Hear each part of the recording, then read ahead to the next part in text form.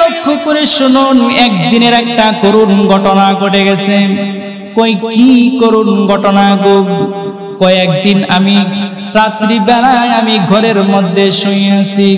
ঘরের মধ্যে যখন শুয়ে আছি তখন হঠাৎ করে গভীর রজনীতে আমার মা চিৎকার করতেছে, কান্না করতেছে। মায়ের চিৎকার শুনে আমি মায়ের ঘরের মধ্যে চলে গেলাম। মায়ের ঘরের মধ্যে চলে যাওয়ার পরে মা আমার ডাক দিয়ে বললেন, আব্দুল্লাহ গো, আমার জন্য বাজার থেকে একটু ঔষধ নিয়ে আসো। আমার বুকের মধ্যে প্রচন্ড ব্যথা হচ্ছে, আমি মনে হয় মারা যাব। আমার মা চিৎকার করতেছে আর বলতেছে, বাজার থেকে একটু ঔষধ নিয়ে আসো। আমি মাকে এই কথা বলার পরে আমি মায়ের কাছ থেকে আমার বিবির ঘরে চলে গেলাম। বিবির ঘরে গিয়ে বললাম, বিবি রে, ঘর থেকে কিছু টাকা দেও, আমার মায়ের জন্য আমি ঔষধ নিয়ে আসব। বিবি আমার বলল, ও স্বামী গো, তোমার মায়ের প্রতিদিন ব্যথা ওঠে, তোমার মা কি আর কিছুই কথা বলার আর কিছুই বাকি নাই? তোমার মায়ের প্রতিদিনই ব্যথা ওঠে, এই জ্বর হচ্ছে, বৃষ্টি হচ্ছে, তোমার ঔষধ আনতে হবে না। বিবি একটা জারি মারল। আব্দুল্লাহ ডাক দিয়ে বললেন, ও বাইজিদ বুস্তামি, আমার মা যখন কাতরাচ্ছে, চিৎকার করতেছে, আমার বিবি আমাকে টাকা দিল না। আমি বিবির কথায় কি করলাম, বাজারে আর গেলাম না, মায়ের জন্য ওষুধ নিয়ে আসলাম না। ফজরের আজান হওয়ার পরে আমি মসজিদে গিয়ে ফজরের নামাজ আদায় করলাম। ফজরের নামাজ আদায় করার পরে আমি মায়ের ঘরে দরজার সামনে চলে আসলাম। মাকে ডাকতেছি, মা গো, তুমি দরজাটা খোলো গো মা। মা মা বলে ডাকি, কিন্তু আমার মা তো আর দরজা খুলে না। মা আমার দরজা খুলে না। এক পর্যায়ে আমি কি করলাম, এক পর্যায়ে আমি মায়ের ঘরের দরজাটা লাথি দিয়া ভেঙে ফেললাম। ভেঙে ফেলার পরে মায়ের ঘরে প্রবেশ করে আমি মাকে খুঁজতেছি, ঘরের মধ্যে মাকে পাচ্ছি না। এক পর্যায়ে খুঁজতে খুঁজতে আমি দেখি আমাদের ঘরের খাটের নিচে মা আমার উপর হয়ে শুয়ে আছে। একটা চিৎকার দিয়ে মাকে আমি জড়িয়ে ধরলাম, মা গো, ও মা, তুমি কথা বলো না। আমি মাকে জড়ায়া ধরলাম। মা তো আমার কথা বলে না, আওয়াজও করে না। আমি মায়ের বুকের সাথে আমার কানটা লাগা দেখি আমার মা চিরদিনের জন্য পৃথিবী থেকে বিদায় নিয়ে চলে গেছে। আমার মা চলে গেছে। মাকে জড়ায়া ধরে আমি কান্নাকাটি করলাম, জানাজা সম্পূর্ণ করলাম। জানাজা সম্পূর্ণ করার পরে ওই বৎসরই আমি হজের সফরে চলে গেলাম। আমি হজ আদায় করার পরে হাতিমে কাবার নিকট আমি একটু ঘুমিয়ে গেলাম।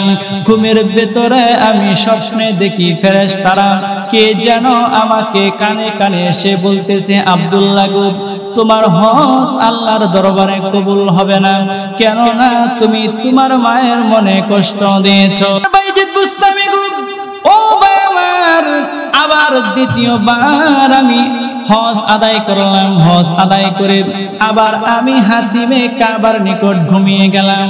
ঘুমিয়ে যাওয়ার পরে আবার কি যেন আমার কানে কানে এসে বলে দেয়, আব্দুল্লাহ গো, তোমার হজ আল্লাহর দরবারে কবুল হবে না। কেন কবুল হবে না? কেননা তুমি তোমার মাকে কষ্ট দিয়েছো, তোমার মায়ের মনে আঘাত দিয়েছো। আব্দুল্লাহ গো, তুমি একবার না, দুইবার না, তুমি যদি 70 বার হজ করো, তারপরেও তোমার হজ আল্লাহর দরবারে কবুল হবে না। তোমার হজ কবুল হবে না, কেন তুমি তোমার মায়ের মনে কষ্ট দিয়েছো। তোমার মা যে আঘাত দুনিয়া থেকে পেয়ে গেছে, তোমার মা যন্ত্রণায় কাতরাচ্ছিল, কিন্তু তোমার মায়ের খোঁজ তুমি নেও নাই। তোমার মার জন্য একটু ঔষধ আনো নাই। আব্দুল্লাহ, তুমি একবার না 70,000 বার যদি হজ করো, তোমার হজ আল্লাহর দরবারে কবুল হবে না। আমার মুসলমান ভাই, আল্লাহর ওলি হযরত লুকমান হাকিম ডাক দিয়ে বললেন, ও ভাই আমার, ও বন্ধু আমার, তুমি জানতে চাও আমি কেমন করে এত সম্মানী হয়ে গেলাম, কেমন করে আমাকে আল্লাহ তাআলা এত শ্রেষ্ঠত্ব দান করেছেন। আল্লাহ বলেন, হযরত লুকমান হাকিম ডাক দিয়ে বললেন, ও বন্ধু আমার, তাহলে তুমি শুনো, দুটি কারণে আমাকে আল্লাহ পাক শ্রেষ্ঠত্ব দান করেছেন, দুটি কারণে আমি সম্মানী হয়ে গেছি আল্লাহর দরবারে। তার বন্ধু ডাক দিয়ে বললেন, ও লুকমান হাকিম, কি দুটি কারণ আমি জানতে চাই। আল্লাহ বললেন, হযরত লুকমান হাকিম ডাক দিয়ে বললেন, ও বন্ধু আমার এক নাম্বার গুণ হলো, আমি যে কারণে আমি শ্রেষ্ঠত্ব অর্জন করেছি তার ভিতরে আমার এক নাম্বার কারণ হলো আমি সব সময় আমি সত্য কথা বলে থাকি, কখনোই আমি মিথ্যা কথা বলি না। সুবহানাল্লাহ। সর্বদা আমি কি বলি ভাই? সর্বদা আমি সত্য কথা বলি, কখনো আমি মিথ্যা কথা বলি না।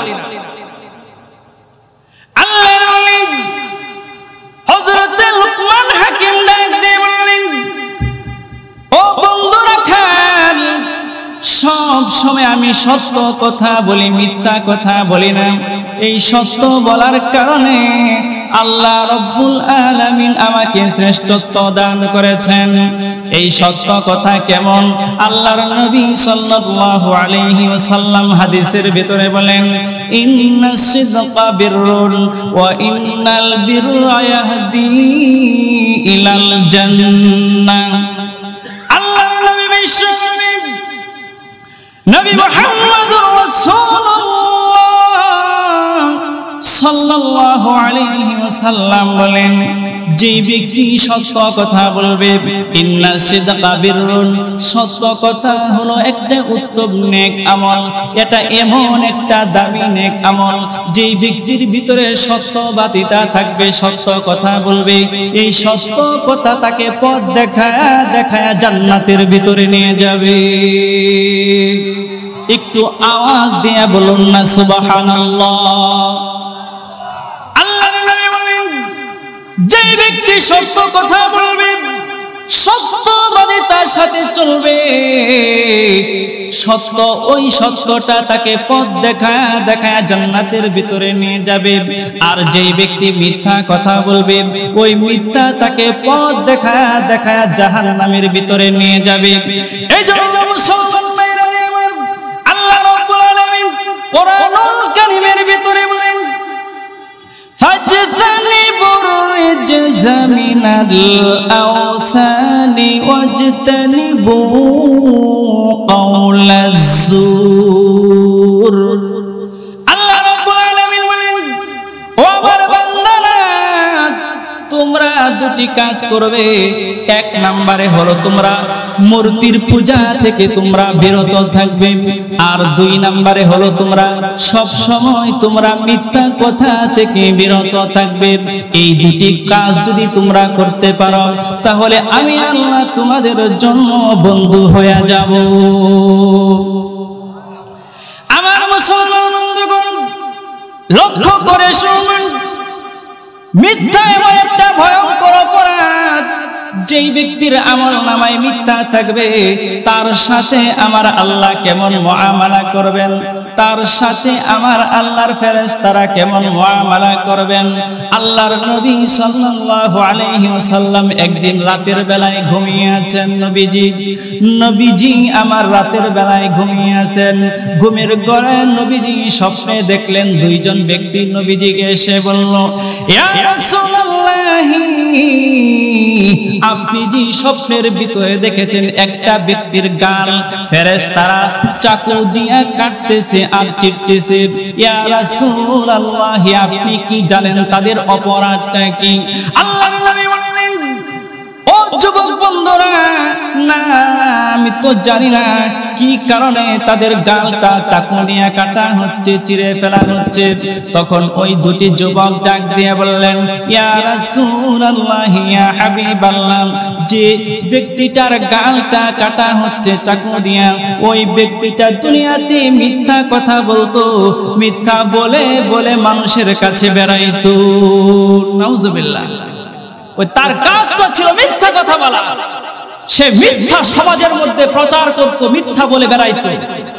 এই মিথ্যা বলার কারণে তার গালটা চাকু দিয়া, ধারালো অস্ত্র দিয়া চিটতেছে। আল্লাহর নবী গো, কিয়ামত পর্যন্ত তার গাল এই চাকু দিয়া চিটতে থাকবে, ফেরেশতারা কাটতে থাকবে। নাউজুবিল্লাহ। জাহান্নামের চাকু, একটা ব্লেড, এই ব্লেড দিয়ে যদি আপনার গায়ের মধ্যে আঘাত করে চিরে ফেলা হয়, তাহলে তো আপনি সহ্য করতে পারবেন না, ঠিক না বেঠি? জাহান্নামের চাকু দিয়ে আমার চামড়ার মধ্যে যখন লাগানো হবে, কারো ক্ষমতা আছে সে সহ্য করতে পারবে? পারবে কে সহ্য করতে? তাহলে মিথ্যা মিথ্যা কথা বলা যাবে? কথা কোন বলা যাবে? মিথ্যা মনে হয় আপনাদের সমাজে নাই, আছে ভাই? হ্যাঁ, কই যদি থাকে আপনার কি উতুরা, কই আসি ভালুকা, ঠিক না বেঠি? কই ভাই কোথায় আছেন? যদি থাকে উতুরা, আসি ভালুকা, ঠিক না বেঠি? আবার কিছু ব্যবসায়ী আছে, কই ভাই আল্লাহ ওয়াস্তে আমার 500 টাকা কিনা, ঠিক না বেঠি? আপনাকে কেউ কসম খাইতে বলছে? আবার কি করে 500 টাকা কিনা আবার 300 টাকা দেয়া দেয়, ঠিক না বেঠি? যদি 500 টাকা তার কিনাই থাকে তাহলে 300 টাকা দিল কেমনে, ঠিক না বেঠি? এই যে মিথ্যা কসম খাইলো, একটা মিথ্যা কসম খাওয়ার কারণে তার সকল ব্যবসাটাই হারাম হয়ে গেল, ঠিক না বেঠি? এই জন্য মুসলমান ভাইরা, জীবন চলে যাবে তাহলেও মিথ্যা কখনো বলা যাবে? মিথ্যা বলা যাবে? আজকের পর থেকে আমরা কেউ মিথ্যা বলবো না ইনশাআল্লাহ। নিয়তটা আমরা হিকমতটা করতে পারি। আল্লাহ সকলকে কবুল করেন, সবাই বলে আমিন। লুকমান হাকিম সম্মানিত হওয়ার 1 নাম্বার কারণ কি? সর্বদাই তিনি কি বলতেন? সর্বদাই তিনি কি বলতেন? সত্য কথা। আজকের মাহফিল থেকে, এই আলোচনা থেকে এমন ভাবে আলোচনা শিখে যাবেন, আগামীকাল জিজ্ঞাসা করলে যেন বলতে পারেন যে আমি এই এই আলোচনা শুনেছি। বুঝতে পেরেছেন? সারা রাত বয়ান করা হলো, ভাই বক্তা কি আলোচনা করছে, চমৎকার আলোচনা করছে, একটু বলেন, বলতে পারি না, ঠিক না ভাই? ঠিক। এমন কথা আমরা শুনবো যেন আমরা আগামীকাল হুবহু আমরা কপি বলতে পারি, ঠিক না ভাই? ঠিক। আমার মুসলমান বন্ধুগণ, লক্ষ্য করে শুনবেন, লুকমান হাকিমকে তার বন্ধু ডাক দিয়ে বলবেন, ও লুকমান, তোমার 2 নাম্বার কারণ কি? তোমার সম্মানিত হওয়ার কি কারণে তোমাকে আল্লাহ শ্রেষ্ঠত্ব দান করেছেন? লুকমান হাকিম কয়, ও বন্ধু আমার গো, আমার 2 নাম্বার কারণ হলো আমি সব সময় কি করি? আমি সব সময় আমি আমার এই জবানকে আমি হেফাজত করে চলি। সুবহানাল্লাহ। এই জবানকে আমি সব সময় হেফাজত করে চলি। এখন দেখবেন আপনার কিছু মানুষ আছে, দৈনিক 5 ওয়াক্ত নামাজ আদায় করতে যদি আপনার 1 ওয়াক্ত 20 মিনিট লাগে, তাহলে 5 ওয়াক্ত নামাজ আদায় করতে কয় মিনিট সময় লাগবে ভাই? 100 মিনিট, ঠিক না? ঠিক। এই 100 মিনিট সময় আল্লাহর জন্য ব্যয় করতে পারে না, কিন্তু ঠিকই দোকানের পাশে বসে, দোকান আপনার চায়ের দোকানে বসে, শাস্টলে বসে আপনার গল্প মারতেছে আর আপনার বিড়ি খাইতেছে। আপনার অভাব নাই, সময় কোত্থেকে যাচ্ছে আপনার কোনো হিসাব নাই, কিন্তু নামাজ পড়ার কোনো আপনার সময় পায় না, ঠিক না ঠিক? হিসাব আল্লাহর কাছে দিতে পারবেন? হিসাব দেওয়ার সুযোগ আছে? তো লুকমান হাকিম তার সম্মানিত হওয়ার কারণ কয়টা? কথা কোন কয়টা? 2টা। 1 নাম্বার, সর্বদাই তিনি কি বলতেন? সত্য কথা। 2 নাম্বার, তার জবানকে কি হতেন? হেফাজত করতেন। এই লুকমান হাকিম একদিন কিছু লোক তার মনিবকে এসে বলতেছে, লুকমান, এই মনিব কয়, আপনার গোলাম লুকমান সে অনেক মেধাবী, জ্ঞানওয়ালা, হিকমতওয়ালা। কই কেমনে? কই সে এমন জ্ঞানপূর্ণ, হিকমতপূর্ণ কথা বলে, তার কথা শোনার জন্য মানুষ পঙ্গপালের মতো ভিড় করতে থাকে। তখন তার মনিব লুকমান হাকিমকে ডেকে বললেন, এ লুকমান, কই কি, কই তুমি একটা বকরি জবাই করে এই বকরি থেকে একটা উৎকৃষ্ট ভালো গোশতের টুকরা আমার জন্য রেখে দিবা, আর বাকি সবগুলা তুমি খেয়ে ফেলবা। লুকমান হাকিম এই বকরিটা জবাই করে কলিজাটা মনিবের জন্য পাঠায়া দিলেন, আর বাকি সবটুকু তারা খেয়ে ফেললেন। কিছুদিন পর আবার তার মনিব লুকমানকে কয়, হে লুকমান, কই কি, আবার তুমি একটা বকরি জবাই করে ওই বকরি থেকে একটা নির্দিষ্ট টুকরা আমার জন্য রেখে দিবা, আর বাকি সবগুলা তোমরা খেয়ে ফেলবা। লুকমান হাকিম আবার একটা বকরি জবাই করে আবার কলিজাটা মনিবের জন্য পাঠায়া দিলেন, বাকিটা তারা খেয়ে ফেললেন। মনিব ডাক দিয়া কয়, লুকমান, কই কি, কই আমি শুনেছি তুমি নাকি অনেক জ্ঞানী, কই তোমার মতো আহমক তো আর দেখি না। কই কেমনে, কই আমি তোমাকে বললাম গোশতের উত্তম টুকরাটা আমার জন্য রেখে দিবা, আমার আরেকটা বকরি জবাই করে নিকৃষ্ট টুকরা আমার জন্য রেখে দিয়া তুমি খেয়ে ফেলবা। দুবার আমার জন্য তুমি কলিজা পাঠাইলা, তার কারণ কি, হিকমত কি? আমার মুসলমান বন্ধুগণ, লক্ষ্য করে শুনেন, আল্লাহ বলেন, হযরত লুকমান হাকিম বলেন, ও মনিব আমার, আপনি লক্ষ্য করে শুনুন, কি কারণে আমি আপনার জন্য দুবার এই গোশতের টুকরা থেকে আমি কলিজাটা আপনার জন্য পাঠিয়ে দিলাম, এর ভিতরে কি হিকমত আপনি জানতে চেয়েছেন?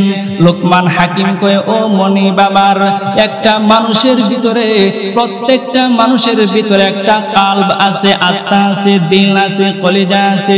ও মনিব গো, প্রত্যেক মানুষের কালব আর আত্মাটা যদি ভালো হয়ে যায়, তাহলে আকাশের নিচে জমিনের উপরে তার মতো ভালো মানুষ আর কেউ নাই।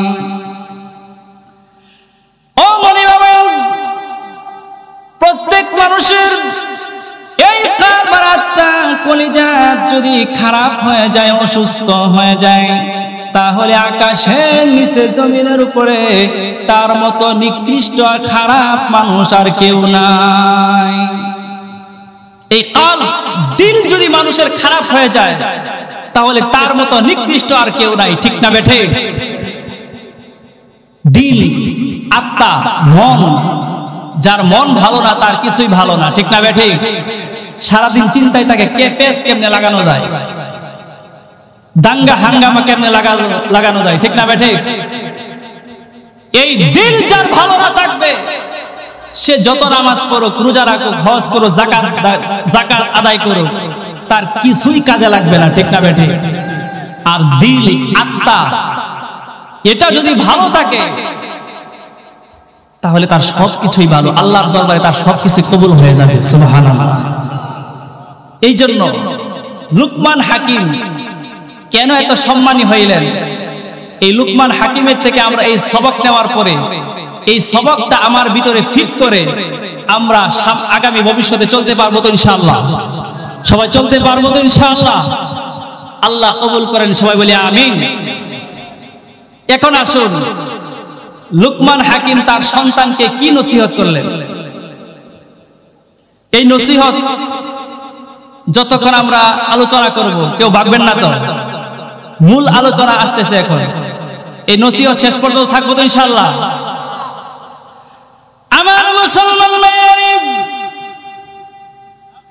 আল্লাহ বলেন, হযরত লুকমান হাকিম তার সন্তানকে বলেন, ও সন্তান আমার, তোমার প্রতি আমার এক নাম্বার নসিহত হলো, এক নাম্বার উপদেশ হলো, وَإِذْ قَالَ لُقْمَانُ لِابْنِهِ وَهُوَ يَعِظُهُ يَا بُنَيَّ لَا تُشْرِكْ بِاللَّهِ إِنَّ الشِّرْكَ لَظُلْمٌ عَظِيمٌ। আল্লাহ রাব্বুল আলামিন বলেন, ও লুকমান,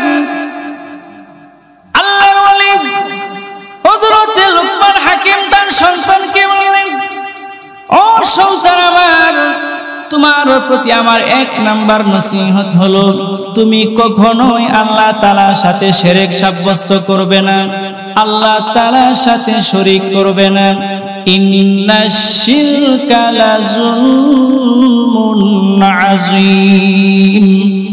লুকমান হাকিম বলে, নিশ্চয়ই শিরক এটা মারাত্মক অপরাধ, মারাত্মক জুলুম। নাউজুবিল্লাহ।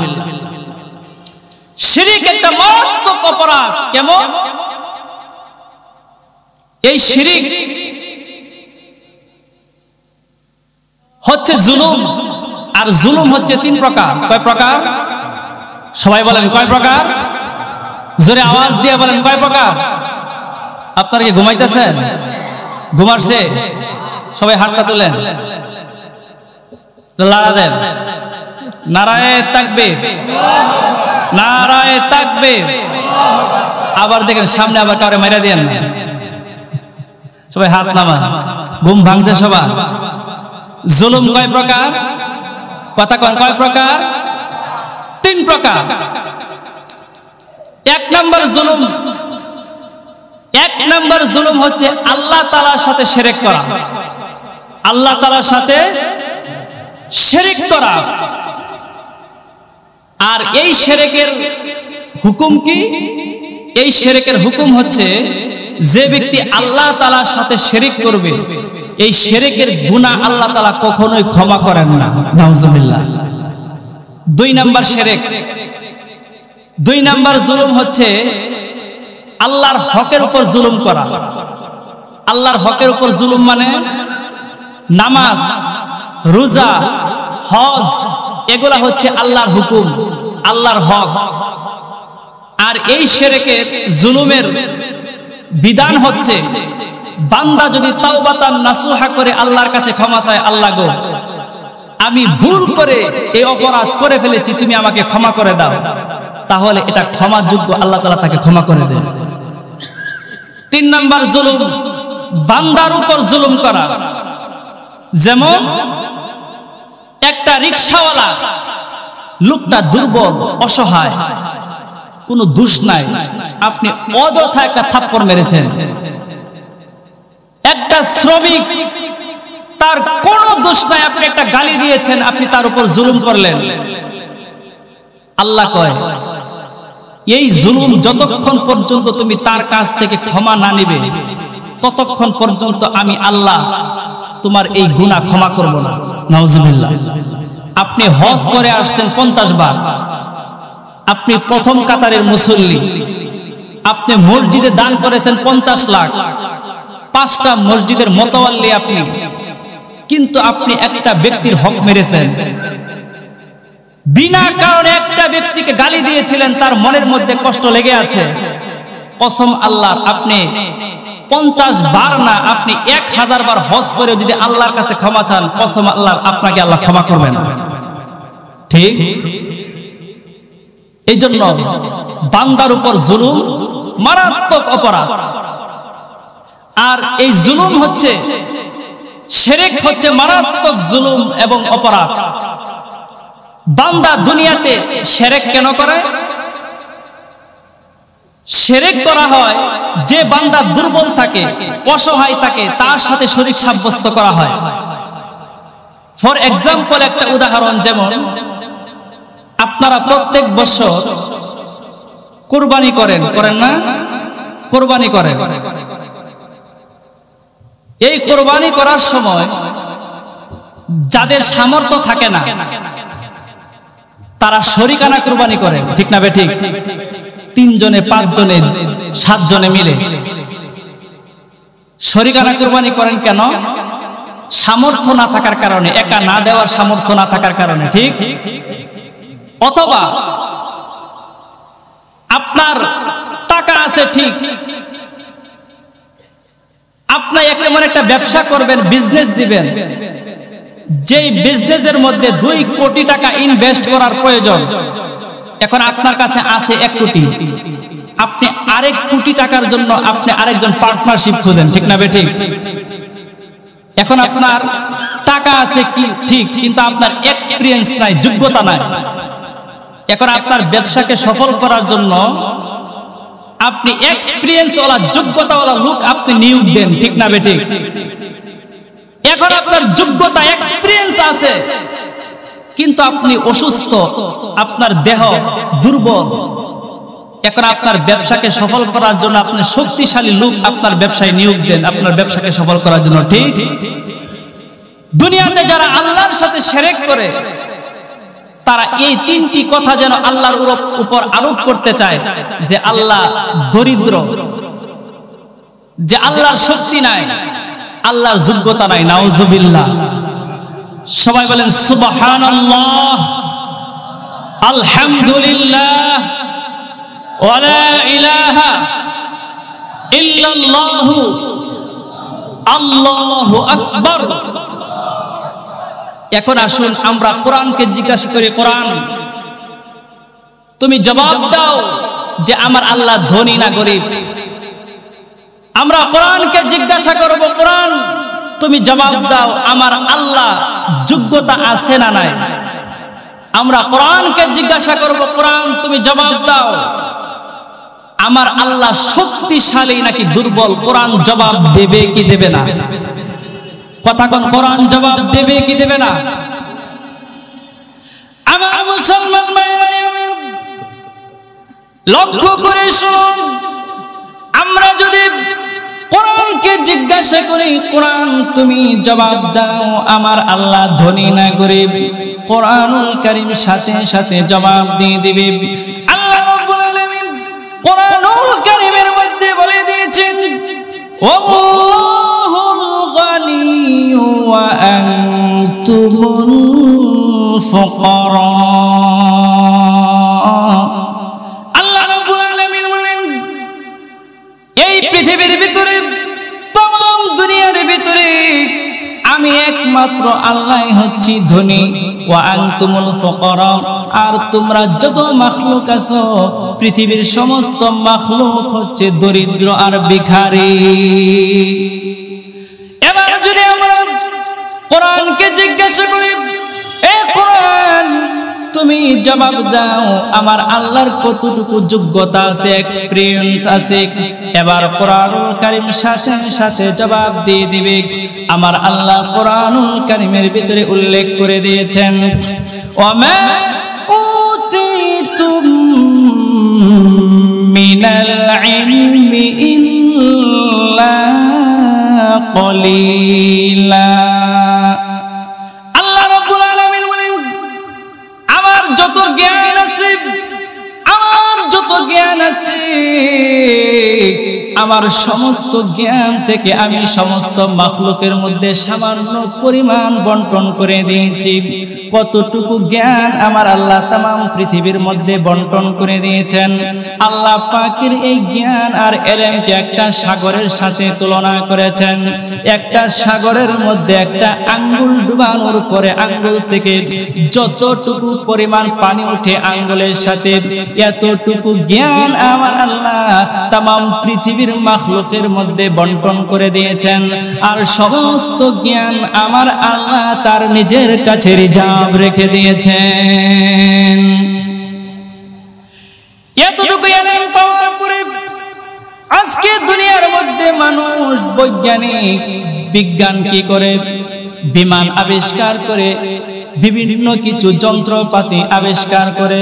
আর আমার আল্লাহর কাছে যে পরিমাণ জ্ঞান তার নিজের কাছে রিজার্ভ রেখে দিয়েছেন, আজও কোনো মানুষ তা কল্পনা এবং হিসাব করতে পারবে না, ঠিক না বেঠিক? হিসাব করা সম্ভব? এবার যদি আপনি কোরআনকে জিজ্ঞাসা করেন, এ কোরআন তুমি জবাব দাও আমার আল্লাহ কতটুকু শক্তিশালী, আমার আল্লাহ দুর্বল না সবল। এবার কোরআনুল কারীম সাথে সাথে জবাব দিয়ে দিবে। আল্লাহ রাব্বুল আলামিন কোরআনুল কারীমের মধ্যে বলেন, আন্নাল কুওয়াতা লিল্লাহি জামিআ। আল্লাহ রাব্বুল আলামিন বলেন तमाम পৃথিবীর ভিতরে একমাত্র শক্তিশালী ক্ষমতার অধিকারী হচ্ছেন কে? জোরে আওয়াজ দিয়ে বলেন কে? আল্লাহ।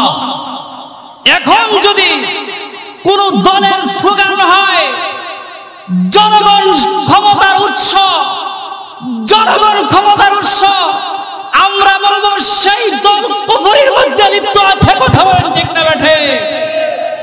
যেই দল আল্লাহর সাথে শরীক করতে চায়, আল্লাহর সাথে শরীক করে, আমরা ওই দলের নীতি আদর্শ মানি না, আমরা একমাত্র মানি আমার আল্লাহর শক্তিশালী। কথা বলেন ঠিক না বেঠে?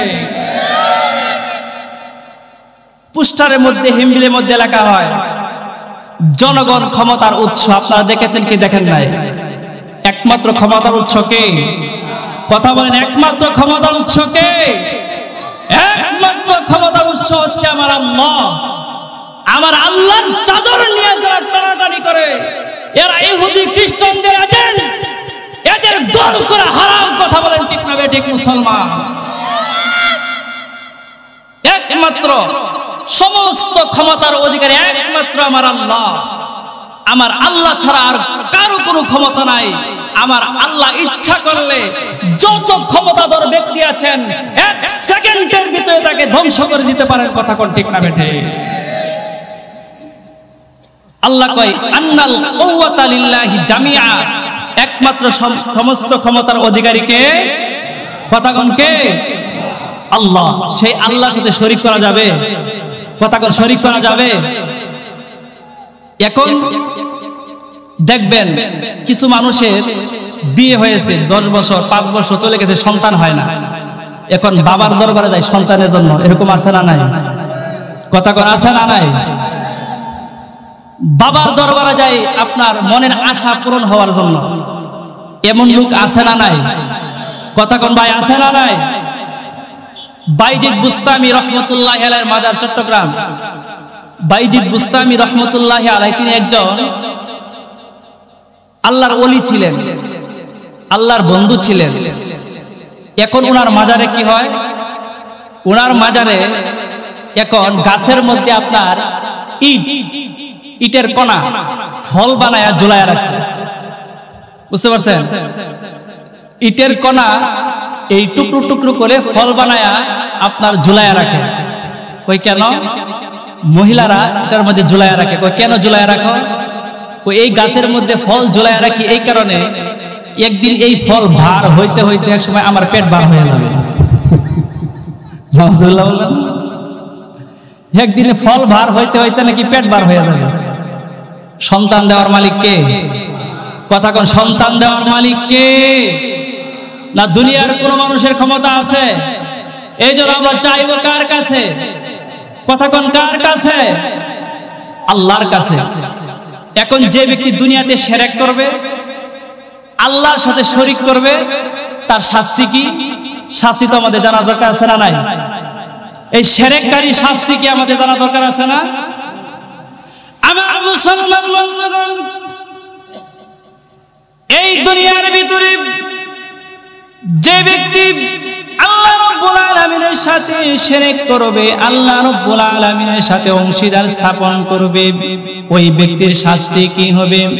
আল্লাহ রাব্বুল আলামিন বলেন ইন্নাহু মান ইউশরিক বিল্লাহি ফাকাদ হারামাল্লাহু আলাইহিল জান্নাহ ওয়া মাআওয়াহুন নার ওয়া মা লিয-যালিমিনা মিন আনসার। আল্লাহ রাব্বুল আলামিন বলেন যে ব্যক্তি আমি আল্লাহর সাথে শিরক করবে, আমি আল্লাহর সাথে অংশীদার স্থাপন করবে, ওই ব্যক্তির শাস্তি হচ্ছে ওই ব্যক্তির জন্য জাহান্নাম ওয়াজিব হয়ে যাবে, ওই ব্যক্তির জন্য জাহান্নাম ফরজ হয়ে যাবে, তার ঠিকানা হলো জাহান্নাম। আমার মুসলমান ভাইরারে, এই জাহান্নামের শাস্তিটা কেমন হবে? আল্লাহ রাব্বুল আলামিন বলেন ইন্না আ'তাদনা লিয-যালিমিনা নারান আহাতা বিহিম সুরাদিকুহা। আল্লাহ রাব্বুল আলামিন বলেন যে সমস্ত মানুষগুলি শিরকের সাথে লিপ্ত থাকবে দুনিয়াতে, আমি তাদের জন্য জাহান্নামের আগুনের প্রস্তুত করে রেখেছি, আমি তাদেরকে জাহান্নামের ভিতরে নিক্ষেপ করব। জাহান্নামের ভিতরে নিক্ষেপ করার পরে কি হবে? জাহান্নামের আগুন যখন তাদেরকে চতুর্দিক থেকে গ্রাস করে ফেলবে, ঘিরে ফেলবে, চতুর্দিক থেকে যখন জাহান্নামের আগুন ধাও ধাও করে জ্বলতে থাকবে, তখন ওই ব্যক্তির নাক মুখ সব কিছু শুকিয়ে যাবে পানির পিপাসায়। পানির পিপাসায় সে পানি পানি বলে চিৎকার করতে থাকবে। তখন তার সামনে কি করা হবে? মানুষের গলিত পুঁজ এবং রক্ত দিয়া এক প্রকার পানি মিশ্রণ করে বানানো হবে। ওই পানি যখন তার সামনে উপস্থিত করা হবে, ওই পানিটা পান করার সাথে সাথে তার সমস্ত শরীর জ্বলে পুড়ে আঙ্গার হয়ে যাবে, সমস্ত শরীর তার জ্বলে যাবে। তখন সে বলতে থাকবে, মাবুদ গো, দুনিয়াতে আমি কেন শিরক করলাম? তখন সে আফসোস করতে থাকবে আর বলতে থাকবে, ইয়াউমাইযিন ইয়াওয়াদ্দুল্লাযীনা কাফারু ওয়া আসাউর রাসূলা লাউ তুসাওয়া বিহিমুল আরদ ওয়া লা ইয়াকতুমুনাল্লাহা হাদিসা। তখন সে আফসোস করতে থাকবে আর বলতে থাকবে, মাবুদ গো, দুনিয়াতে আমি কেন আমার রাসূলের অনুসরণ আমি করলাম না? কেন আমি দুনিয়াতে শিরক করলাম? আজকে তো আমার পুরো শরীরটা আগুনের অঙ্গার হয়ে গেল। আল্লাহ গো, তুমি আমাকে ক্ষমা করে দাও, মাফ করে দাও। তখন সে কিয়ামতের দিন আল্লাহর কাছে বলবে, আল্লাহ গো, আজকে কি আমার দুটি কথা বলার সুযোগ আছে? আল্লাহ বলবেন, বল বান্দা, কি বলবি? তখন এই বান্দা বলতে থাকবে, ইয়াউমাইযিন ইয়াওয়াদ্দুল্লাযীনা কাফারু ওয়া আসাউর রাসূলা লাউ তুসাওয়া বিহিমুল আরদ ওয়া লা ইয়াকতুমুনাল্লাহা হাদিসা। ইয়াওয়াদ্দুল মুজরিমু লাউ ইয়াফতাদি মিন আযাবি ইয়াউমিইযিন বিবানিহি ওয়া সাহিবাতিহি ওয়া আখিহি। সে বলবে, মাবুদ গো, আজকে তোমার দরবারে আমার ফরিয়াদ হলো, আমি যে দুনিয়াতে তোমার হুকুম মানতে পারি নাই, তোমার রাসূলের আদর্শ মানতে পারি নাই। আল্লাহ গো, আমার সন্তান, আমার ভাই, আমার পরিবার পালতে যায় তোমার হুকুম মানতে পারি নাই গো আল্লাহ। আল্লাহ গো, আজকে তুমি আমাকে ক্ষমা করে দাও।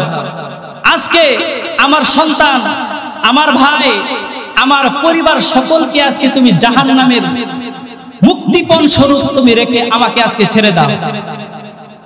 আল্লাহ বলবেন, কাল্লা, কখনোই হতে পারে না।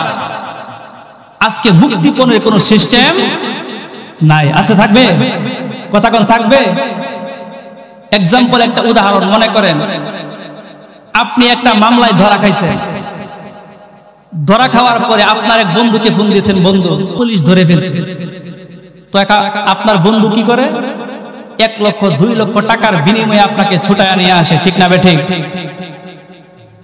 সেদিন আল্লাহর আদালতে এমন কোন উকিল থাকবে না যেই উকিল আরেকটা উকিলের বিরুদ্ধে জেরা করে আপনাকে বেকসুর খালাস করে নিয়ে আসবে। সেদিন কোন উকিল থাকবে? কথা কোন থাকবে? থাকবে না। এই জন্য মুসলমান ভাইরা আমার, দুনিয়াতে একমাত্র আমরা ইবাদত করব কার? কথা কোন কার? আল্লাহ। দুনিয়াতে যদি আপনি একমাত্র আল্লাহর ইবাদত করতে পারেন, শিরক মুক্ত থাকতে পারেন, তাহলে আপনার জন্য 2টি পুরস্কার রয়েছে। একটা হলো দুনিয়াতে আর একটা হলো আখিরাতে। দুনিয়ার পুরস্কার কি? হযরত দাউদ আলাইহিস সালাম, নাম শুনছেন আপনারা? দাউদ আলাইহিস সালাম এক দেশের বাদশা ছিলেন, দাউদ নবী। দাউদ আলাইহিস সালাম তিনি রাত্রি বেলায় তার মুখ আড়াল করে জনগণের কাছে যায় জিজ্ঞাসা করতেন, ভাই, এই দেশের বাদশা দাউদ সে কেমন?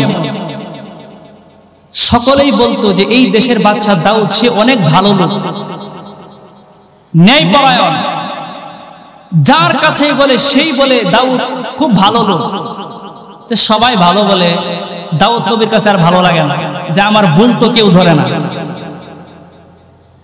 এখন আমাদের কি অবস্থা? দোষ ধরলে, ত্রুটি ধরলে মামলা, কথা কোন ঠিক না বেঠে? হক কথা বললে মামলা আর হামলা, কথা কোন ঠিক না বেঠে? আর দাউদ নবীর কি আপনার গুণ ছিল? জনগণের কাছে যা জিজ্ঞাসা করতেন দাউদ নবী কেমন, এই দেশের বাদশা কেমন। আরেকদিন দাউদ নবী জিব্রাইলকে জিজ্ঞাসা করতেছেন, জিব্রাইল, দাউদ নবী তো আর জানে না সে জিব্রাইল। ভাই কই কি এই দেশের বাদশা দাউদ সে কেমন? জিব্রাইল কয় এই দেশের বাদশা দাউদ সে অনেক ভালো, তবে একটা কথা আছে। এই কথা শুনে দাউদ নবী কয় আজকে পাইছি আমার ভুল ধরার মতো একটা মানুষ, আজকে পাইছি। সুবহানাল্লাহ। কই কি কই এই দেশের বাদশা দাউদ নবী সে যদি সরকারি কোষাগার থেকে প্রত্যেক মাসে হাদিয়া ভাতাটা না নিত, তাহলে এই দেশের মানুষ অনেক ভালো থাকতো। সুবহানাল্লাহ। আর আমাদের দেশের অবস্থা, যে যত বড় চুরি করতে পারে সে তত বড় নেতা, ঠিক না বেঠে? কোটি কোটি টাকা বাংলাদেশে দুর্নীতি করে পাচার করেছে, জনগণের টাকা, শ্রমিকের টাকা, কত মানুষের কষ্টের টাকা। যারা দেশের সাথে দুর্নীতি করে, দেশের জনগণের সাথে দুর্নীতি করে, সে যে কোন দলের হোক না কেন, এই দলকে আমাদের তালাক দিতে হবে, কথা কোন মুসলমান ঠিক না বেঠে? আমরা কোন দল মত বুঝি না, আমরা একমাত্র বুঝি এই বাংলাদেশের প্রত্যেকটা মানুষ তার ন্যায্য অধিকার পাবে, কথা কোন ঠিক না বেঠে? যেই দল ন্যায্য অধিকার দিতে পারবে, যেই দল কোরআনের ফরমান অনুযায়ী রাষ্ট্র গঠন করতে পারবে, আমরা সেই দলের সাথে আছি, কথা কোন মুসলমান ঠিক না বেঠে? যেই দল, যারা ইন্ডিয়ার দাদা বাবু, আমেরিকার লাল বাবুদের আদর্শ বাংলার জমিনে কায়েম করতে চায়, আমরা তাদের সাথে নাই, কথা কোন মুসলমান ঠিক না বেঠে?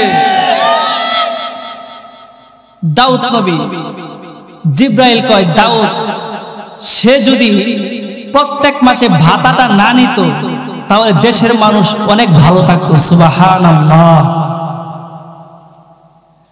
আমার মুসলমান বন্ধুগণ, দিলের কান দিয়ে শুনবেন, দিলের দরদ নিয়ে শুনবেন, মুসলমান ভাইয়েরা আমার আমলের নিয়তে শুনবেন। হযরতে জিব্রাইল যখন দাউদ নবীকে বলল, ও দাউদ গো, এই দেশের বাদশা দাউদ নবী সে অনেক ভালো মানুষ, তবে সে যদি সরকারি কোষাগার থেকে প্রত্যেক মাসে ভাতাটা না নিত, তাহলে দেশের প্রত্যেকটা জনগণ আরো ভালো থাকতো। এই কথা শোনার পরে আল্লাহর নবী হযরত দাউদ আলাইহিস সালাম আল্লাহ রাব্বুল আলামিনের দরবারে সিজদায় গিয়ে লুটিয়ে পড়লেন। সিজদায় লুটিয়ে পড়ে আল্লাহ রাব্বুল আলামিনের কাছে বলতে লাগলেন, মাবুদ গো, ও মাবুদ, তোমার দরবারে আমার ফরিয়াদ, তুমি আমার জন্য এমন রিজিকের দ্বার খুলে দাও, আমার জন্য এমন রিজিকের দুয়ার খুলে দাও, যার জন্য আমার প্রত্যেক মাসে যে সরকারি কোষাগার থেকে ভাতাটা না নেওয়া লাগে, হাদিয়াটা না নেওয়া লাগে। চোখের পানি ফেলে ফেলে মাবুদের কাছে দোয়া করতেছে আর কান্নাকাটি করতেছে। আল্লাহর নবী হযরত দাউদ আলাইহিস সালাম চোখের পানি ফেলে দিয়ে আল্লাহ রাব্বুল আলামিনের দরবারে যখন কান্নাকাটি করতেছে, আমার আল্লাহ রাব্বুল আলামিন দাউদ নবীর চোখের পানির বরকতে, দাউদ নবীর এই আমলটা দেখে আমার আল্লাহ অত্যন্ত খুশি হইয়া গেলেন। আমার আল্লাহ খুশি হইয়া দাউদ নবীকে আমার আল্লাহ ঘোষণা দিয়ে দিলেন, ও দাউদ গো, তুমি যে আমার কাছে একমাত্র সাহায্য কামনা করলে, তুমি শিরক থেকে মুক্ত হইয়া, তুমি সব কিছু থেকে মুক্তি হইয়া যখন আমার কাছে তুমি সাহায্য কামনা করলে, ও দাউদ গো, তোমার আমলের প্রতি আমি খুশি হইয়া আমি তোমার জন্য নগদ 3টি পুরস্কারের ঘোষণা করে দিলাম। সুবহানাল্লাহ, একটু জোরে বলা যাবে নাকি? কয়টা পুরস্কার? একটু আওয়াজ দিয়ে বলুন না মুসলমান, কয়টা পুরস্কার? আল্লাহ রাব্বুল আলামিন বললেন, ও দাউদ, আমি তোমার জন্য নগদ 3টি পুরস্কারের ঘোষণা করলাম।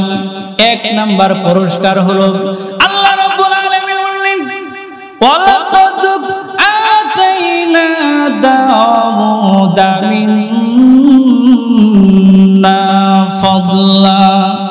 আল্লাহ রাব্বুল আলামিন কয়, ও দাউদ নবী গো, আপনি যখন আমার কাছে সাহায্য কামনা করলেন, আমি আল্লাহর কাছে যখন আপনি সাহায্য কামনা করলেন, এই জন্য আমি 1 নাম্বার পুরস্কার স্বরূপ আমি আপনার জন্য আমার রহমত আর বরকতের সমস্ত দুয়ার আমি আপনার জন্য খুলে দিলাম। সমস্ত রহমত আর বরকতের দরজা খুলে দিলেন। ও দাউদ, আপনার জন্য 2 নাম্বার পুরস্কার হলো, দাউদ নবী গো, এই পৃথিবীর ভিতরে 2টি বস্তুকে আমি আপনার অনুগত করে দিলাম।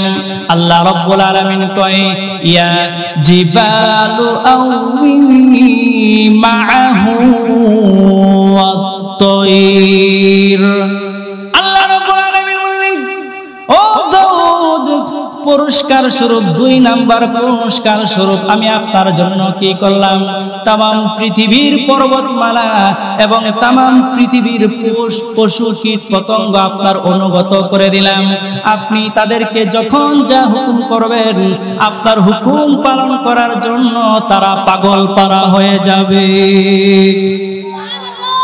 এবার কি করবেন?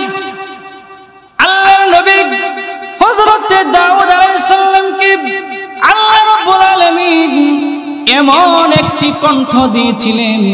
দাউদ নবীর কণ্ঠটা অনেক মধুর ছিল। আল্লাহর নবী দাউদ যখন জাবর কিতাব থেকে তেলাওয়াত করতেন, দাউদ নবীর তেলাওয়াত শোনার জন্য সমুদ্রের মাছ এবং বন জঙ্গলের বাঘ সিংহ সকলে এক কাতারে চলে আসতো, কেউ কারো উপর কোনো আক্রমণ করত না। আল্লাহ রাব্বুল আলামিন বললেন, ও দাউদ, আপনার জন্য আমি 3 নাম্বার পুরস্কার, যে 3 নাম্বার পুরস্কারটা দিলাম সেটা হলো, ওয়া আলান্না লাহুল হাদিদ। আল্লাহ কয়, দাউদ নবী গো, 3 নাম্বার পুরস্কার স্বরূপ আমি আপনাকে এই ইঞ্জিনিয়ারিং জ্ঞান দান করে দিলাম। সুবহানাল্লাহ। এই পৃথিবীতে সর্বপ্রথম আল্লাহ পাক দাউদ আলাইহিস সালামকে ইঞ্জিনিয়ারিং জ্ঞান দান করেছিলেন। সুবহানাল্লাহ। দাউদ আলাইহিস সালামের একটা মুজিজা ছিল কি? তিনি যখন লোহা ধরে চাপ দিতেন, লোহাটা ধরে চাপ দিতেন, যা বানানোর ইচ্ছা করতেন সাথে সাথে ওই সামগ্রী হয়ে যেত। সুবহানাল্লাহ। দাউদ নবী যখন এক আল্লাহর ইবাদত করলেন, এক আল্লাহর কাছে সাহায্য চাইলেন, তখন দাউদ নবীর জন্য আমার আল্লাহই যথেষ্ট হয়ে গেছেন। সুবহানাল্লাহ।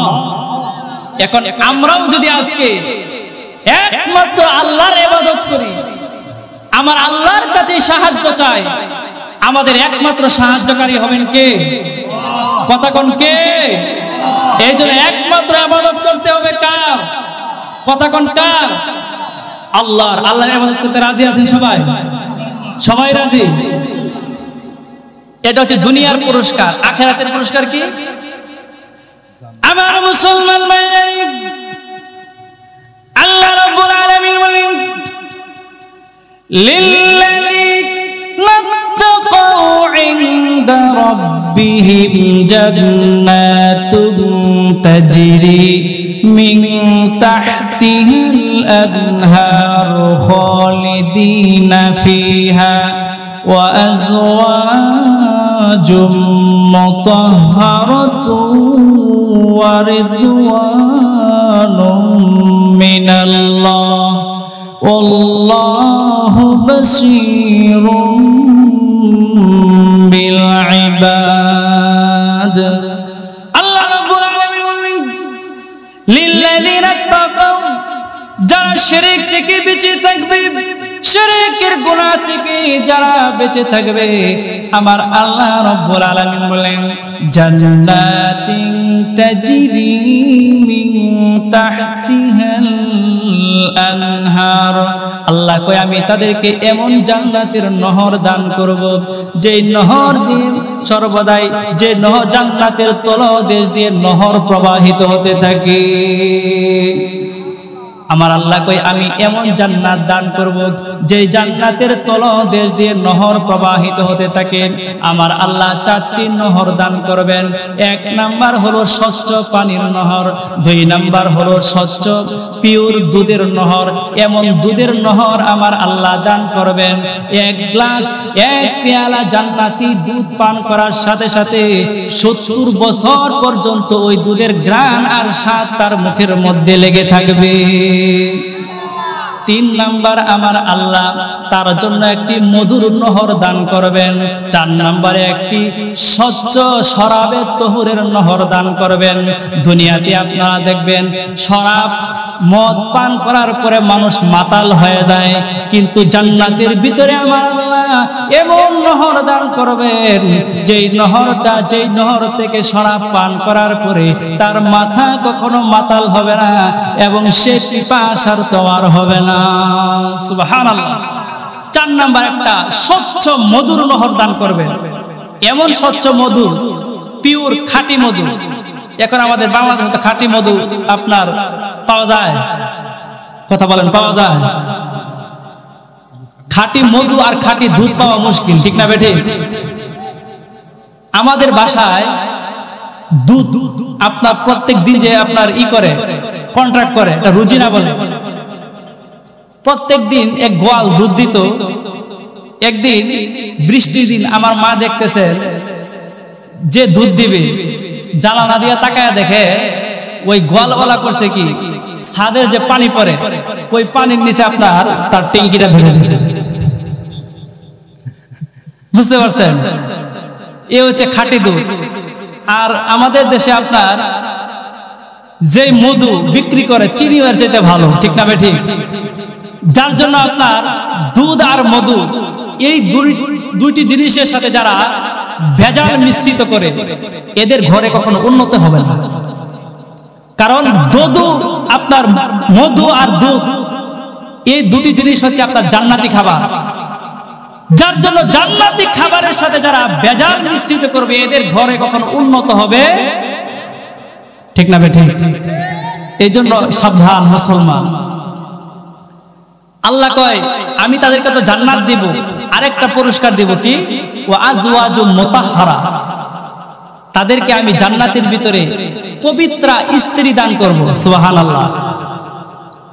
এমন পবিত্র স্ত্রী আপনার এখন প্রত্যেক মাসে মহিলাদের একটা মাসিক অসুস্থ হয়, ঠিক না বেঠিক? জান্নাতের ভিতরে আল্লাহ তাআলা এমন পবিত্র স্ত্রী দান করবেন, তাদের কোনোদিন অসুস্থ হবে না। এমন হুর দান করবেন। একদিন